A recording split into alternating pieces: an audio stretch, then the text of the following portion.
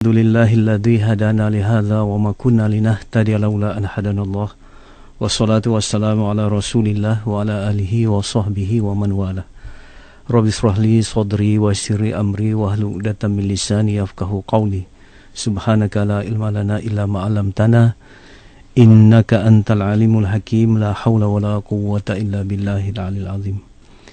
Yang dikasihi lagi dihormati Ustaz Irwan, yang dirahmati Allah, mudah-mudahan semuanya para pendengar Radio IKIM, alhamdulillah syukur kepada Allah Subhanahu wa taala kerana dengan hidayah dan taufiknya, inayah dan rahmatnya, pada ketika ini kita sama-sama berada di dalam bulan Ramadan, bulan yang sangat barakah. Mudah-mudahan limpahan keberkatan Ramadan itu akan mengalir ke dalam hati kita, lalu kita pancarkan pada panca indera kita dan kita zahirkan dalam tindak tanduk kita. Sekiranya seorang pribadi dapat melahirkan keberkatan Ramadan pada tindakannya, dia akan membentuk keluarga yang berkat, masyarakat yang berkat, dan insya-Allah negara yang berkat. Dengan itu kita akan dapat merasakan dua kebaikan. Pertama, hasanah dunia, dan kedua nanti insya-Allah hasanah akhirat. Berpuasa sebenarnya adalah satu latihan. Latihan kita keluar daripada kebiasaan-kebiasaan yang biasa untuk menjadi insan yang luar biasa. Saya petik perkataan ini ataupun kata-kata ini daripada kata-kata Buya Hamka. Ya. Puasa itu membebaskan kita daripada kebiasaan untuk menjadi insan yang luar biasa.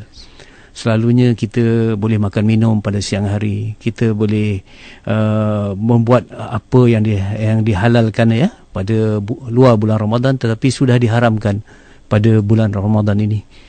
Kebiasaan-kebiasaan rutin hidup kita, selalunya waktu kita bangun, waktu beribadah kita, waktu tidur kita sudah berubah. Artinya kita sudah keluar daripada kebiasaan-kebiasaan yang biasa untuk kita mencipta satu keluarbiasaan. Kerana insya-Allah pada 1 Syawal nanti, sekiranya kita menjalani latihan ini dengan intensif dan juga dengan benar-benar ikhlas, kita akan menjadi insan yang luar biasa. Iaitulah insan yang muttaqin ataupun orang yang bertakwa. Kenapa yang dikatakan insan muttaqin itu insan yang luar biasa? Kerana orang yang muttaqin ataupun orang yang bertakwa itu hidupnya bersama dengan Allah. Artinya dia sentiasa mendapat bantuan Allah, dia sentiasa mendapat pembelaan Allah. Dia mendapat yang dikata wa yarzuqu min haitsu la yahtasib. Dia mendapat rezeki yang tidak dijangka, tidak disangka. Dia ada yang dikata makhraja, jalan keluar kepada setiap masalahnya. Orang bertakwa juga tidak akan ditipu oleh musuh-musuhnya. Ini antara janji-janji Allah di dalam Al-Quran untuk insan yang luar biasa, iaitu para muttaqin, graduan yang akan orang kata diberi ijazahnya pada 1 Syawal nanti melalui setelah dididik dalam madrasah Ramadan. Sebab itu, kalau kita nak sampai ke tahap kita boleh menjadi insan yang bertakwa ataupun manusia yang luar biasa itu, kita kena menghidupkan Ramadan. Iaitu yang selalu dikatakan ihya Ramadan. Satu perkara ataupun satu jasad dikatakan hidup bila ada rohnya, ada nyawanya. Sebab itu, kalau kita melihat solat, roh bagi solat ialah khusyuk. Ya. Kalau solat itu tidak ada khusyuk, lawan kepada khusyuk lalai, maka solat itu macam menyembahkan, kata Imam Ghazali, bangkai saja kepada Tuhan pencipta kita. Jadi begitu juga Ramadan ni dia ada roh dia. Ya. Apa dia roh Ramadan? Roh Ramadan ialah apabila dikatakan roh ialah soal-soal hati kita.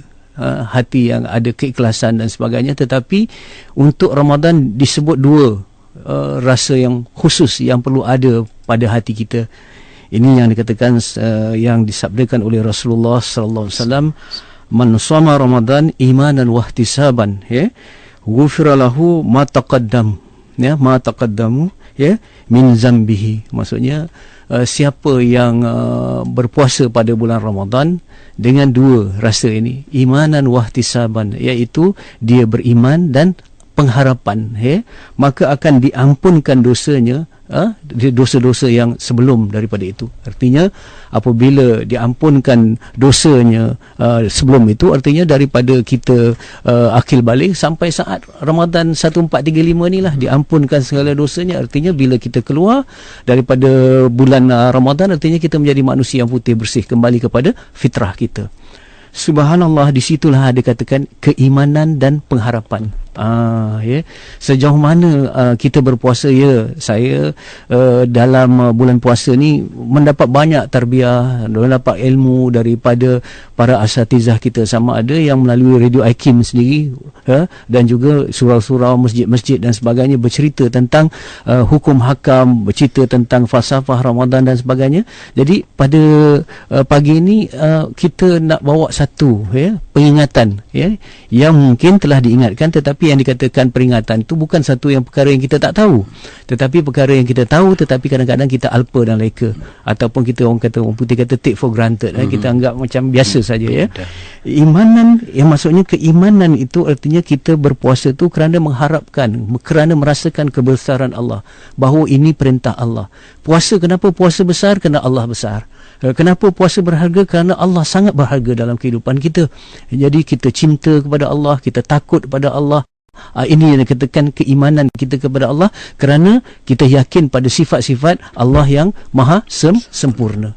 Ini kita rujuk kepada pelajaran tauhid kita lah. Dan juga pengharapan kita, apabila kita dah yakin kepada Allah, kita mengharap pada Allah, iaitu Allah ampunkan dosa kita, Allah selamatkan kehidupan kita, Allah masukkan kita ke dalam syurga, Allah hindarkan kita daripada neraka. Inilah pengharapan-pengharapan yang seharusnya ada pada kita semasa kita melaksanakan bulan puasa. Artinya dengan keimanan dan pengharapan.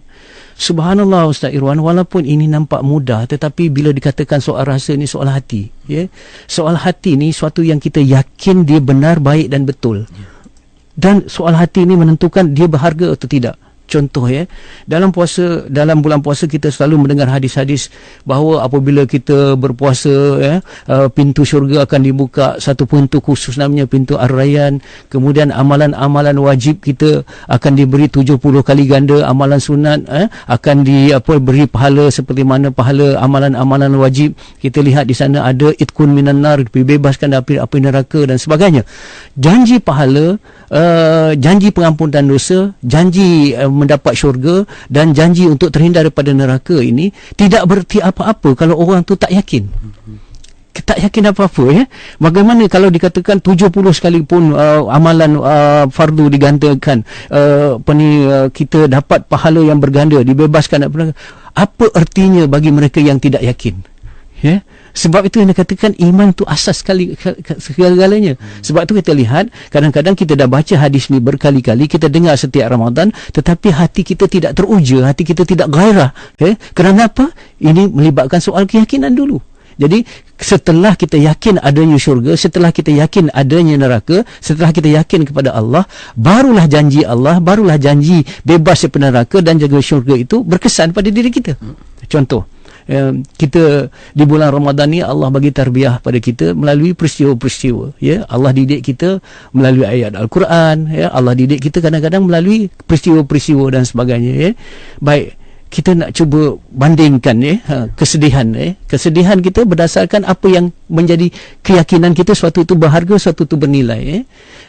Kita diuji, umat Islam di Gaza diuji, bulan Ramadan ini, misal kata Gaza diambang peperangan dan dah dilancarkan serangan dengan serangan oleh tentera Zionis Yahudi Israel, misal kata. Jadi kita sedih kerana di bulan puasa ini, kita fikirkan kadang-kadang kita nak makan apa, nak makan di mana, tetapi mereka membiarkan nyawa mereka. Saya terkesan dengan satu entry dalam FB pagi tadi, selepas subuh tadi saya buka, hanya di Gaza mungkin, hanya di Gaza kita boleh bersahur di dunia dan kita iftar ataupun berbuka di akhirat ataupun di jannah. Di Gaza maksudnya kita boleh sahur di dunia dan kita boleh berbuka di dalam syurga. Artinya kita makan sahur di waktu sahur, kemudian kita menjadi korban syahid dan akhirnya kita berbuka di dalam syurga. Jadi ini dan kita sedih, tetapi apa pula arti kesedihan kepada mereka yang begitu obses dengan bola sepak, misalnya kata penyokong Brazil yang dah kalah, misalnya kata contoh, mereka pun bersedih juga. Kalau kita tengok dalam apa entry-entry tu, sampai ada yang menangis, ada sebagainya, bukanlah di sini ataupun di mana-mana yang kita lihat ya. Jadi kesedihan, dua kesedihan yang berbeza, ditentukan oleh apa? Keyakinan. Jadi keyakinan kita kepada keimanan kita menyebabkan kita sedih satu perkara yang tidak menjadi kesedihan kepada orang lain, dan orang lain sedih satu perkara yang tidak menjadi kesedihan buat kita. Jadi inilah yang dikatakan imanan wahtisaban, yang keimanan dan pengharapan. Subhanallah, cuba kita lihat pada minggu yang lalu kita dah bincangkan bahawa puasa ini suatu proses sebenarnya, satu proses untuk kita jadi baik. Jadi cuba kita tukar cara kita berfikir, Ustaz Irwan ya, dan para pendengar, maafkan saya kalau saya misalnya kata cuit fikiran kita sedikit. Selalunya orang kata si fulan tu baik. Kerana apa dia baik? Kerana dia orang yang berpuasa. Jadi kita kata dia tu baik kerana dia berpuasa. Tetapi saya rasa itu tidak tepat. Yang tepatnya ialah kalau kita nak jadi baik, kita kena berpuasa. Jadi puasa tu bukan satu hasil tetapi satu proses. Kita berpuasa bukan kerana kita baik, tetapi itulah usaha kita untuk menjadi baik. Jadi itu kena fikirkan supaya kita nampak nanti bahawa puasa itu satu proses. Baik, bila kita refer kepada surah Al-Baqarah 183, saya dah katakan pada minggu yang lalu bahawa di sana ada 3 kunci kata kita. Ya, pertama yang dikatakan iman. Ya ayyuhalladzina amanu. Yang kedua yang kita kutiba alaikumusiyam, itu puasa, la'allakum tattaqun. Dia ada 3, iman, puasa dan juga takwa. Jadi saya dah bagi satu metafora yang dikatakan iman itu umpama benih, puasa itu umpama pohon, dan juga takwa itu umpama buah. Kalau dalam management kita belajar, iman itu umpama input, puasa itu umpama proses, dan juga takwa itu umpama output ataupun outcome, ya. Jadi ketiga-tiga ni. Jadi kita mengharapkan tujuan dalam berpuasa itu adalah takwa, ya. Takwa itu prevention ataupun yang katakan waqa atau wiqayah, berjaga-jaga, berhati-hati dengan hukum hakam Allah. Kerana takutkan Allah. Jadi hasil daripada berpuasa itu ialah orang yang sangat berhati-hati dan menjaga hukum hakam Allah daripada sekecil-kecilnya hingga sebesar-besarnya. Ini orang yang bertakwa. Artinya orang yang bertakwa ialah orang yang melakukan himpunan semua kebaikan dan meninggalkan himpunan segala kejahatan pada dirinya.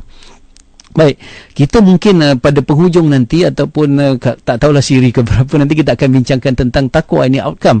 Tetapi apa yang saya nak bincangkan pada pagi ini berkongsi dengan para pendengar ialah tentang puasa itu sebagai satu proses, ya. Subhanallah, kalau kita katakan puasa satu proses ialah puasa satu latihan. Latihan, ya. Kadang-kadang kita melihat puasa ini bukan sebagai satu latihan, satu kebiasaan dan adat semata-mata. Contoh ya, Syed Irwan, ya, saya dah katakan minggu dahulu, dalam bulan puasa kita melatih meninggalkan perkara-perkara yang halal sekalipun di bulan latihan ini. Jadi bila keluar daripada madrasah Ramadan, keluar daripada masa latihan ini, kita akan mampu untuk meninggalkan perkara-perkara yang haram dengan mudah. Sebab yang halal pun kita sudah tinggalkan, apatah lagi yang haram. Tetapi selalunya tidak jadi. Kadang-kadang apabila kita keluar daripada madrasah Ramadan, kita back to square, orang kata balik kembali kepada asal, bahawa yang haram tu kita kembali kita melakukannya. Sedangkan kita sudah dilatih meninggalkan bukan saja perkara yang haram tapi yang halal. Ini mindset yang salah kadang-kadang apabila kita tidak menganggapkan puasa itu satu latihan, satu kebiasaan. Sebagai contoh, ya, kalau saya tak jemu untuk membawa contoh ini walaupun mungkin sudah berkali-kali, ya. Kalau kita pergi ke Masjid Negara ataupun masjid di Putrajaya, kita tengok pelancong-pelancong asing yang mereka itu tidak menutup aurat, tetapi bila dia nak masuk ke dalam masjid, dia memakai jubah yang menutup aurat, ya. Kemudian dia berlegar-legar lah dalam masjid tu. Kemudian setelah tamat, dia kembali buka jubah tu dan dia sangkutkan balik, dia balik mendedahkan aurat balik, back to square balik. Jadi macam itulah kadang-kadang kita, Bila masuk bulan Ramadan seolah-olah ini tak boleh, ini tak boleh. Bila keluar pada Ramadan kita kembali kepada asas. Sebab macam pelancong asing tu tadi dia menganggapkan ini peraturan. Jadi kita masuk dalam bulan Ramadan, ini peraturan puasa. Tetapi bila kita tidak nampak, kita buat satu atas dasar perintah daripada Allah Subhanahu Wa Taala, dan itu satu latihan untuk kita menjadi lebih baik. Contoh satu lagi kita seharusnya di luar bulan Ramadan, kalau kita menganggapkan Ramadan ini satu latihan, kita tidak suka lagi untuk bangun solat subuh. Sebab pada bulan Ramadan kita telah bangun lebih awal daripada waktu subuh. Saya rasa paling lekeh pun kata kita bangun 5 suku 5 suku ataupun dah jadi sebulan, jadi rutin. Ada orang yang 4.30 bangun. Kaum ibu lebih lagi lah, kita respect, kita hargai kaum ibu ni. Mereka lebih awal lagi kerana mereka nak masak sahur, mengejutkan anak-anak dan sebagainya. Betul tak? Ini sibuk. Kita nampak rumah orang umat Islam, kalau kita satu taman tu ialah semua umat Islam, kita masuk saja pukul 4.30, kita berjalan, kita akan nampak lampu terbuka sini, bunyi riuh rendah lah, mengejutkan anak-anak untuk bersahur dan sebagainya. Dan kaum bapa pun sibuk dengan dan sebagainya. Kita nampak ada yang membaca Quran. Tetapi cuba kita pergi pada hari Ahad, bukan bulan puasa. Kita tengok sepi saja, belum ada yang bangun. Kenapa? Sepatutnya kita dah bangun sebulan untuk sahur, puasa dah tak jadi kudis lagi lah, tak jadi masalah dah, sebab kita dah terbiasa. Tetapi mungkin mindset kita berbeza. Kita anggap bulan puasa kita kena bangun awal, tapi selepas bulan puasa tak apa. Jadi ini yang kita kena betulkan, sebab puasa itu satu latihan. Okey. Yang kedua tentang baca Quran. Kita baca Quran, kalau kita nak, saya ada bagi satu dulu, saya terbaca cara nak menghabiskan Al-Quran khatam sekali lah dalam satu bulan berpuasa ni, ialah kita baca 2 muka surat sebelum solat, 2 muka surat selepas solat. Artinya setiap solat 4 helai. 5 waktu solat, artinya 20 helai. 20 helai kita boleh tamatkan sebulan. Artinya kalau sekarang dah masuk 11 hari, kita dah sampai 220. Kita dah sampai surah Al-A'raf dah sekarang. Kita begitu tekun kita membaca Al-Quran. Jadi khatam. Ada setengah tu khatam 2 kali, kita katakan. Jadi kalau kita dah terbiasa itu sebagai satu latihan sebulan dalam bulan Ramadan, artinya apa susahnya untuk kita membaca Al-Quran walaupun satu helai ataupun satu ayat. Tetapi kadang-kadang minta maaf, pada bulan Ramadan kita baca Al-Quran, tetapi bila luar bulan Ramadan, Quran kembali terbiar begitu saja, merintih, menangis, dia minta kita sentuh atau membacanya. Kenapa terjadi begitu? Kerana kita anggap bulan Ramadan ialah bulan Quran, syahrul Quran. Di luar bulan Ramadan, Al-Quran diletakkan balik. Jadi ini satu yang dikatakan, kita tidak menganggap puasa itu satu proses. Baik. Kemudian tentang solat tarawih.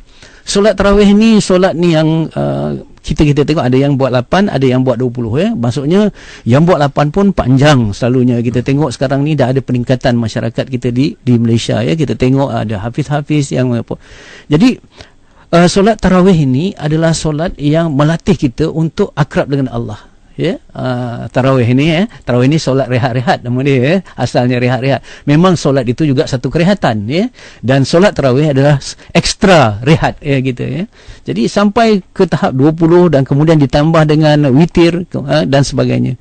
Jadi kalaulah sampai 8 rakaat sampai 20 rakaat kita melaksanakan secara berjemaah di masjid, tak ada masalah lagi untuk kita solat isyak berjemaah di luar bulan Ramadan. Tetapi kenapa masjid masih sepi apabila di luar bulan Ramadan, isyak kita, subuh kita dan sebagainya? Kerana kita menganggapkan bahawa pada bulan Ramadan adatnya untuk solat tarawih, kan? Jadi di sini yang kita kata, kita kena menganggapkan satu latihan. Subhanallah, roh Ramadan yang dikatakan imanan wahtisaban tadi, iman dan juga pengharapan tadi, dia mesti mengamalkan 3 perkara ni.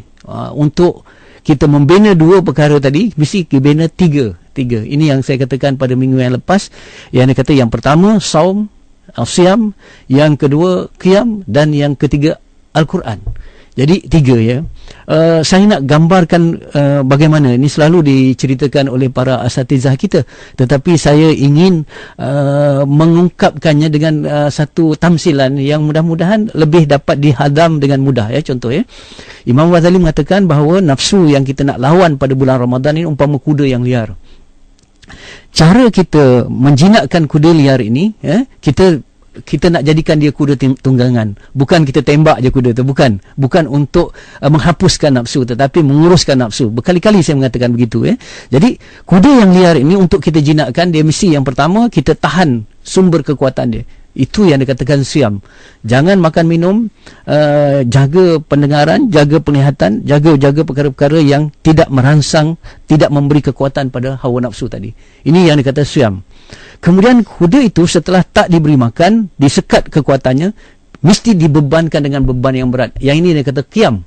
Jadi pada siang harinya siam dilemahkan, pada malam hari dilemahkan lagi dengan dibebankan. Bayangkan seekor kuda, kita tengok bayangkan seekor tak dimakan, tak diberi makan, tak diberi minum, kemudian diletak beban-beban yang berat. Tentu dah sekarang orang kata dia sangat lemah. Bila dia sangat lemah, baru dia mampu dijinakkan.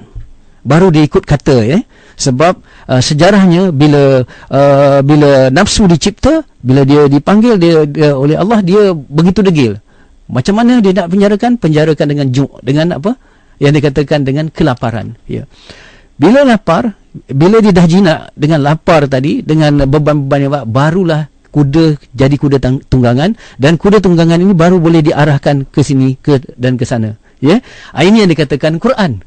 Quran ialah satu panduan untuk nafsu kita tadi yang sudah dijinakkan, buat apa dan tinggalkan yang mana. Ini yang dikata Quran ini satu orang kata manual kehidupan untuk kita bawa hawa nafsu yang telah dijinakkan tadi untuk menegakkan yang wajib, menegakkan yang sunat ya, meninggalkan yang haram, yang makruh. Ini penting untuk kita lihat puasa itu sebagai satu latihan. Jadi insya-Allah mudah-mudahan sikit sebanyak perbincangan kita pada pagi ini menggerakkan jiwa kita, ataupun sebagai satu muhasabah, apakah senantiasa iman dan pengharapan ini menjadi satu sumbu yang menyala-nyala, berkobar-kobar dalam hati kita ketika kita berpuasa. Contohnya Ustaz Irwan, ketika kita lapar ya, kita kata ya Allah, aku lapar ni kerana Allah. Ya Allah, aku lapar ni, aku letih ni ya Allah, kerana mengharapkan pengampunan dosa-Mu ya Allah. Aku ni jauh, aku nak dekat padamu ya Allah. Inilah puasa yang aku persembahkan kepadamu ya Allah. Carik, koyak dan sebagainya, tolonglah betulkan ya Allah, terimakan. Inilah rintihan-rintihan orang yang ada iman dan pengharapan. Keep hope alive, selalu kita katakan. Dalam kehidupan ini yang penting ialah harapan. Jadi dalam kehidupan, untuk membina kehidupan akhirat ialah harapan. Sebab tu saya ingin tutup sementara sebelum kita berbincang nanti, kita kena laksanakan puasa dengan bijaksana. Bukan bijak sini. Ya. Bijaksana maksudnya kita berpuasa di dunia, tetapi hati kita mengharapkan pembalasan-pembalasan yang di sana, iaitu di hari akhirat. Sekiranya kita singkat pandangan, kita hanya memikirkan now and here, di sini dan juga sekarang, maka puasa itulah yang dikatakan sekadar lapar dan dahaga, dan puasa itu tidak memberi makna apa-apa. Dan akhirnya apabila kita keluar daripada madrasah Ramadan, kita bukan menjadi insan yang luar biasa, tetapi masih lagi insan yang biasa-biasa saja. Ya, saya rasa itu cukup sekadar perkongsian awal untuk memberi laluan bagi perkongsian dengan para pendengar. InsyaAllah. Alhamdulillah. Baik, kita teruskan, akan bersama lagi dengan Ustaz sebentar lagi. Dan juga untuk anda, pastikan terus bersama kami juga untuk mengutarakan persoalan anda melalui talian telefon, juga SMS, dan tidak ketinggalan di Facebook IKIM dan FM. Kita akan kembali lagi selepas ini. Kita berehat seketika, terus setia bersama kami dalam rancangan Islam itu Indah.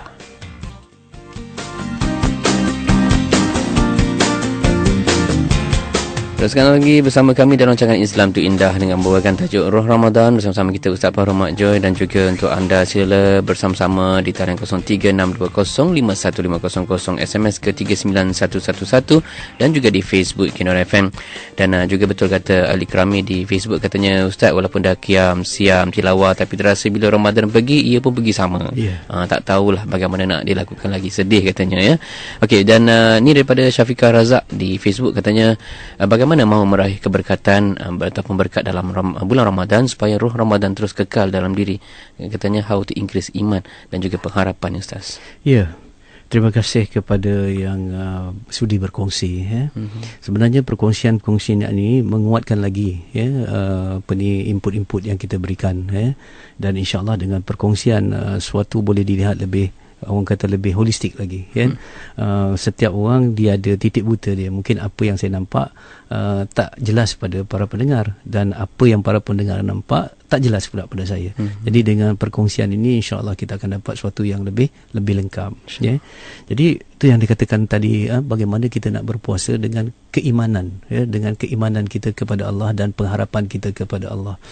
Subhanallah, sebab itulah soal keimanan ini perlu ditambah terus, bertambah dengan pertama dengan ilmu. Pertama dengan ilmu dululah, sebab ilmu itu adalah jalan menuju iman. Artinya kita tambah lagi belajar tentang ilmu tauhid, belajar tentang apa ni sifat-sifat Allah. Kemudian kita tingkatkan juga dengan perbincangan yang berkatakan tentang bagaimana Allah mengatur susun hidup kita. Dia kata selain daripada itu, tauhid ini akan bertambah, terjangkau. Jadi pada waktu itu apabila kita dah down, waktu itulah sebenarnya Allah sedang memperkenalkan dirinya yang hebat dan maha segala-galanya. Jadi ujian hidup juga adalah satu didikan. Sebab itu kita kena melihat begitu dalam kehidupan kita. Kemudian kita lihat, sebab itu kalau kita lihat para ulama kita, dia banyak dah pesanan-pesanan dia pada kita. Macam kita dah tahu dah ulama ini warasatul anbiya, pewaris Nabi. Jadi misalnya kata Dr. Yusuf Qaradawi, dia kata kunu rabbaniyin wala takunu ramadhaniyin. Hendaklah kamu menjadi hamba Allah, tapi jangan kamu menjadi hamba Ramadan. Kadang-kadang tipuan syaitan ni ataupun tipu daya, kalau orang yang tidak berilmu ni mudah ditipu daya, kan?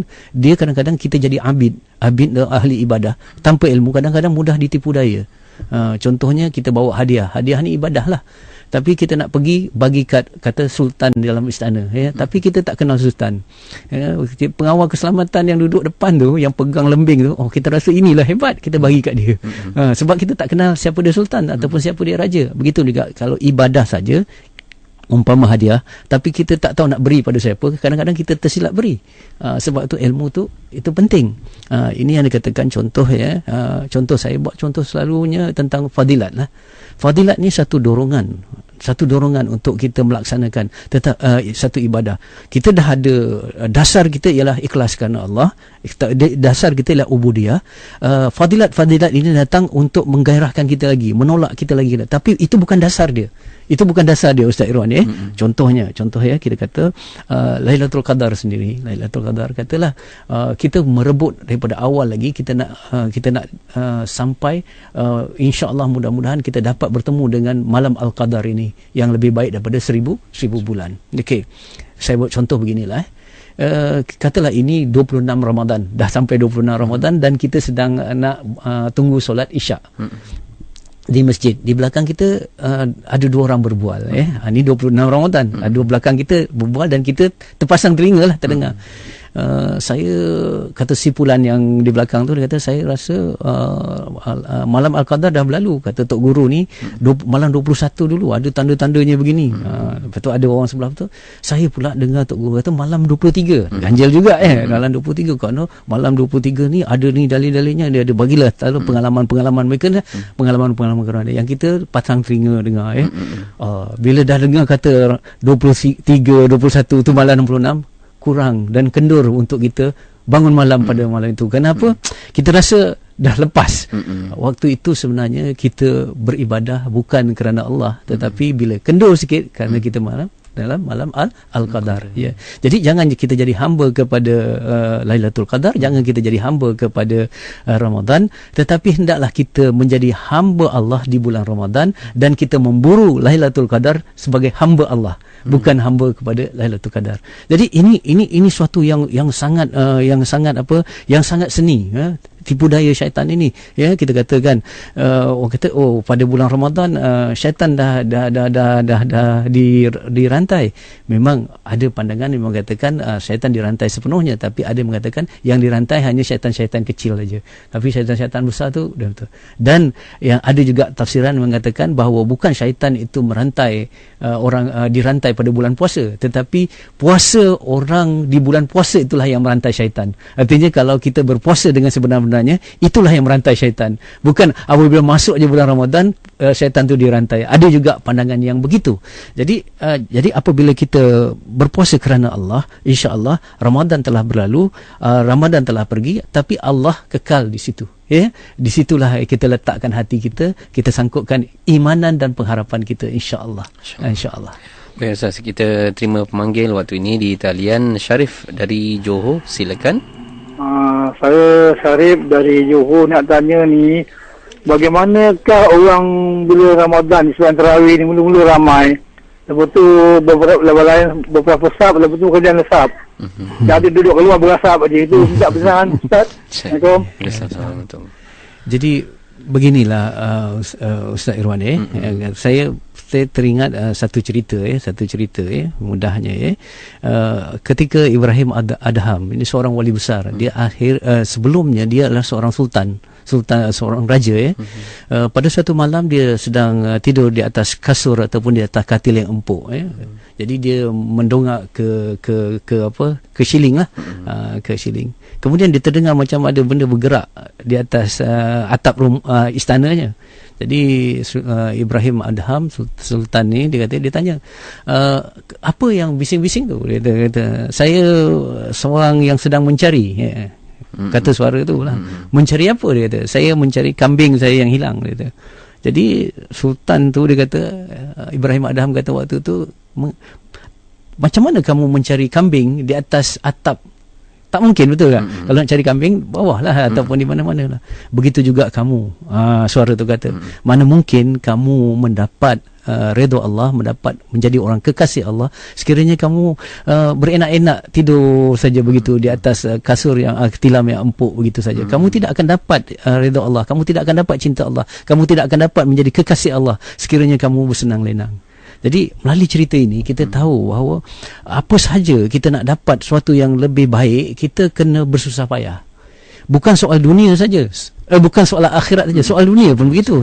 Kita nak berniaga, untuk beruntung lebih, kita kena usaha lebih, kena usah susah.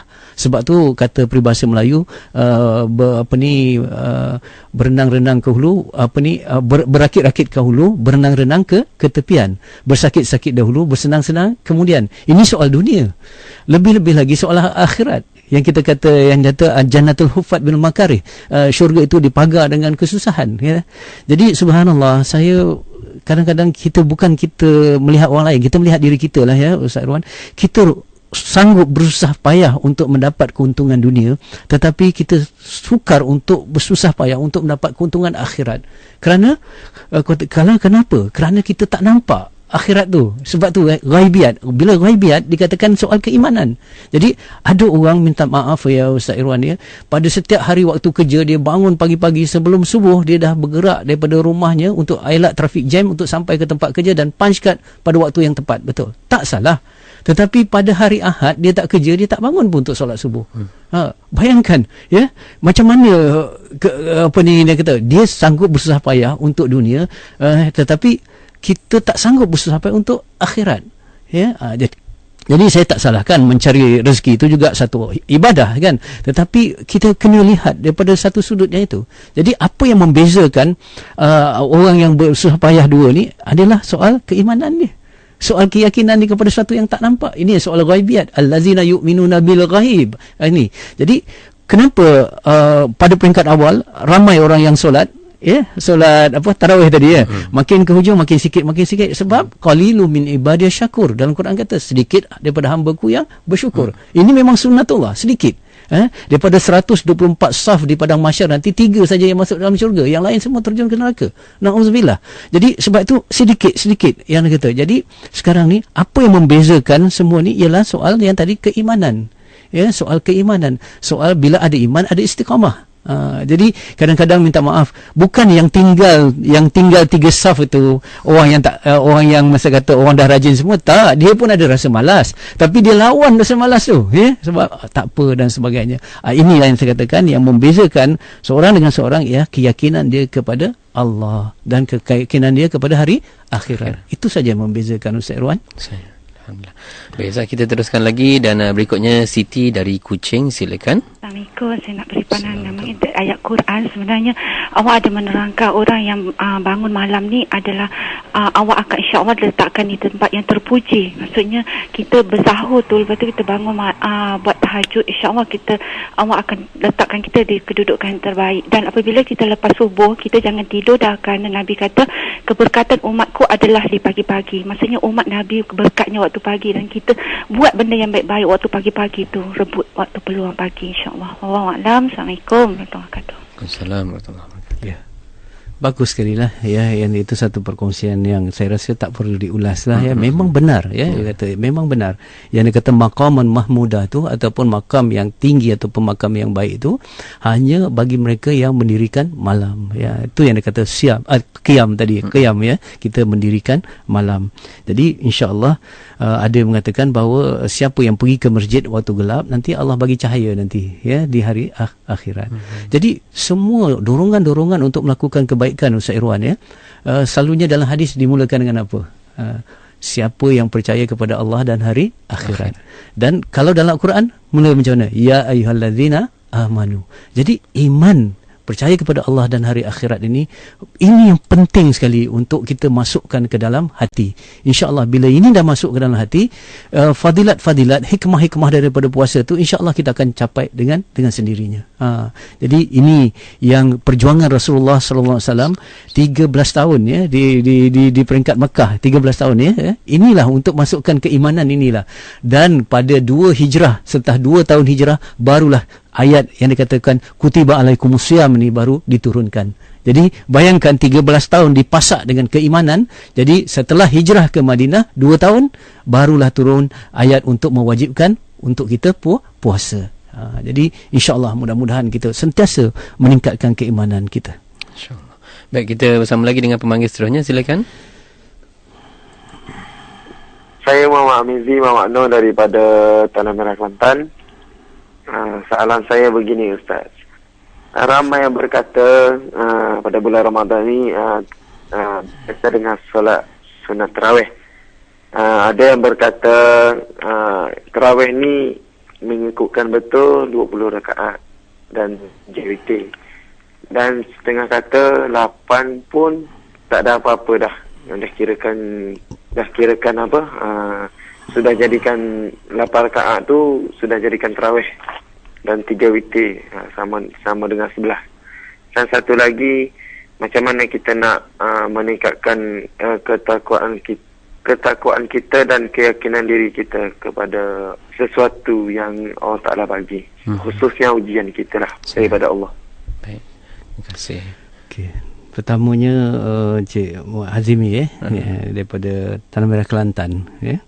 Jadi kita lihat sekarang ni di Malaysia ada macam perbezaan. Perbezaan bukan satu pertentangan. Itu kena faham dulu perbezaan satu rahmat sebenarnya. Kalau kita tangani dengan hati yang terbuka, hati yang tasamuh, sebab itu ada yang buat 20 rakaat, ada dalilnya, ada hujahnya. Yang buat 8 pun ada dalil dan ada hujahnya. Jadi segala amalan tu letak pada hujahnya, selagi ada hujah yang datang daripada Al-Quran dan datang daripada sunnah dan juga daripada amalan salafus saleh, jadi kita tidak boleh pertikaikan.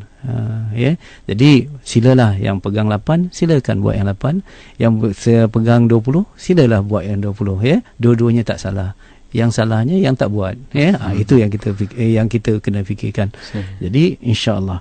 Cuma sekarang ni kita lihat peningkatan dalam solat tarawih ni. Solat tarawih ni sebenarnya solat rehat-rehat. Kita dalam solat ni, apa yang kita tuju dalam solat ni? Apa tujuan kita solat? Tujuan kita solat seperti mana yang Allah Subhanahu Wa Taala tegaskan dalam Al-Quran, wa aqimus solah lidzikri. Tujuan dan dirikanlah solat untuk kita mengingati Allah. Dan apabila kita mengingati Allah, berlakulah yang dikatakan ala bizikrillahi tatmainnul qulub. Ketahuilah dengan mengingati Allah hati kita akan tenang. Jadi dalam solat sebenarnya kita ingat Allah untuk memburu ketenangan. Mana mungkin kita memburu ketenangan dengan sesuatu yang gopoh-gapah dan tergesa. Jadi kita perlu memburu ketenangan dengan satu ketenangan. Sebab itu solat kita mesti kita bangunkan dengan tenteram dan tenang. Itu penting. Ini yang dimaksudkan dengan solat tarawih. Tarawih itu ada perkataan rehat-rehat. Jadi solat rehat-rehat artinya solat yang tenang-tenang, ya. Tetapi kita belum lagi nampaknya dapat roh daripada solat yang tenang-tenang ni, ya. Kita masih lagi kadang-kadang macam terburu-buru, kadang-kadang tergesa-gesa, kadang-kadang laju, ya. Jadi sebenarnya kalau saya ada terdengar subhanallah baru ni melalui Radio Aikim dalam bahasa Inggeris, ya. Dia tertarik apabila solat di tempat di Pakistan. Masa tu saya ingat Ajah Mazlina yang interview dia, dia tertarik kerana selepas 4 rakaat solat dia buat 20, tapi selepas 4 rakaat balik relax, duduk, ada yang baca Quran, ada yang minum, ada yang muzakarah, ada yang buat nawafil sendiri gitu. Nanti bila dah 20 minit lagi panggil lagi untuk continue lagi 4 sampai waktu dekat subuh, dekat waktu sahur. Ini yang dikatakan solat yang relax, ya. Jadi kita mungkin dalam bi'ah kita ataupun dalam wakil kita mungkin tak sesuai lagi waktu itu. Tetapi rohnya dalam solat ialah mesti tenang dan tenteram untuk memburu satu ketenangan. Tidak mungkin kita dapat satu ketenangan dengan tergesa-gesaan. Tak mungkin. Jadi solat tarawih kita kena laksanakan dengan tenang. Tak kira lah 8 ke 20 ke, mesti tenang dan tenteram, ya, gitu. Baik, yang kedua tadi macam mana kita nak meningkatkan takwa. Subhanallah, memang kita nak menjadi orang yang bertakwa, tetapi sebelum menjadi orang yang takwa, mari kita tiru sifat-sifat orang yang bertakwa. Ya. Mari kita tiru sifat-sifat orang bertakwa. Jadi kita tak jadi orang tu dulu, tetapi kita cuba apa sifat-sifat orang bertakwa di dalam Al-Quran. Contoh dalam surah Al-Taubah, ya. Orang bertakwa ni dia sentiasa banyak memberi. Yang bersedekah, memberi tenaganya, kalau tak itu nasihatnya. Okey, orang bertakwa ni apabila dia melakukan dosa, dia bukan dia tak berdosa, tetapi apabila dia melakukan dosa, segera dia ingat Allah, dia kembali kepada Allah. Contoh, orang bertakwa ni kazimul ghaiz, artinya dia bukan tak marah tetapi dia menahan marahnya. Jadi ini yang kita kata orang bertakwa. Orang bertakwa ni misal kata dia sentiasa rasa diawasi oleh Allah. Contoh Ustaz Irwan, ya, kembali kepada puasa sebagai satu latihan, ya. Pada bulan ini, bulan puasa, sekiranya kita mandi di dalam bilik air seorang-seorang, tiba-tiba Ustaz Irwan ada sepercik air masuk ke dalam mulut kita. Dalam bilik air, tak ada siapa-siapa. Kita minum ataupun kita luahkan, kita akan luah, betul? Sebab tu puasa ini yang dikatakan latihan untuk membina ikhlas. Solat orang nampak kita solat, haji orang nampak kita pergi haji, pergi naik kapal terbang, dan sebagainya. Tapi puasa orang nampak kita puasa. Kita dengan Allah, rahsia yang terlalu rahsia, amalan. Kita minum siapa tahu, kan? Tetapi apakah kita laksanakan puasa ini benar-benar kerana Allah? Contoh, bila sepercik ataupun setitik air yang masuk ke dalam mulut kita pada bulan Ramadan, itu pun kita luahkan. Kalaulah kita pertahan sikap yang sama, ya Ustaz Irwan, orang Islam tidak akan makan rasuah punya lah, tak akan makan benda haram lah, katakan, tak akan inaya, tak akan tipu daya harta orang. Sebab apa? Sebab dilatih. Ini kita tidak, setitik air kita buang daripada mulut kita, tapi kadang-kadang minta maaf, saya katakan rasuah, benda-benda yang haram masih lagi kadang-kadang kita tega melakukannya. Padahal latihan bulan Ramadan, sepercik air pun kita buang. Jadi ini yang kita anggap ritual puasa tidak membina spiritual kita. Ritual tidak membina spiritual kita. Itu penting. Baik, Alhamdulillah kita dah sampai ke penghujung Ustaz. Alhamdulillah juga pada pemanggil dan juga para pengantar soalan menerusi Facebook dan juga SMS. Mohon maaf kita berada di penghujung siaran, tapi sebelum tu mungkin ada kesimpulan yang terbaik daripada Ustaz dengan tajuk kita Roh Ramadan. Mudah-mudahan Ustaz Irwan, Allah Subhanahu Wa Taala mengampunkan dosa-dosa sepanjang kita bercakap tadi. Tentulah pasti ada kesilapan dan kesalahan. Mudah-mudahan Allah ampunkan dan Allah bagi upaya dan kekuatan untuk melaksanakan apa yang kita katakan. Mudah-mudahan Ramadan kali ini adalah Ramadan yang penuh makna. Penuh makna artinya penuh dengan jiwa, artinya kita bangun dengan iman dan pengharapan sesungguhnya. Dan mudah-mudahan walaupun sekarang ini sudah 1/3 Ramadan kita lalui, mungkin ada kesilapan kita pada 1/3 ini, tak ada terlewat, tidak ada istilah terlambat untuk kita buat sesuatu yang lebih baik, insya-Allah. Selagi ada nafas di dalam dada kita, selagi ada nyawa dalam kerongkong kita ataupun tenggorok kita, selagi itulah kita ada modal untuk mendekati Allah Subhanahu Wa Taala. Mudah-mudahan Ramadan kali ini kita benar-benar merasakan ini mungkin Ramadan yang terakhir. Kita tidak akan mungkin bertemu lagi di Ramadan yang akan datang, kerana kematian boleh datang tiba-tiba. Mudah-mudahan ingat mati ini akan menghidupkan hati kita yang mati, dan apabila hati kita yang mati itu dihidupkan dengan ingat mati, barulah kita boleh membina ruh Ramadan, ihya Ramadan dengan sebenarnya. Dan mudah-mudahan Ramadan ini memberi kekuatan pada diri kita, masyarakat kita, keluarga kita, bahkan negara kita, insya-Allah, umat kita, insya-Allah. Alhamdulillah. Jadi itu dia antara lain dapat kita bawakan bersama dengan anda untuk rancangan Islam itu Indah pada kali ini bersama Ustaz Fahrul Mak Joy dengan tajuk Ruh Ramadan. Jadi terima kasih Ustaz. InsyaAllah kita bertemu lagi di lain siaran. Assalamualaikum Ustaz. Waalaikumsalam warahmatullahi taala wabarakatuh.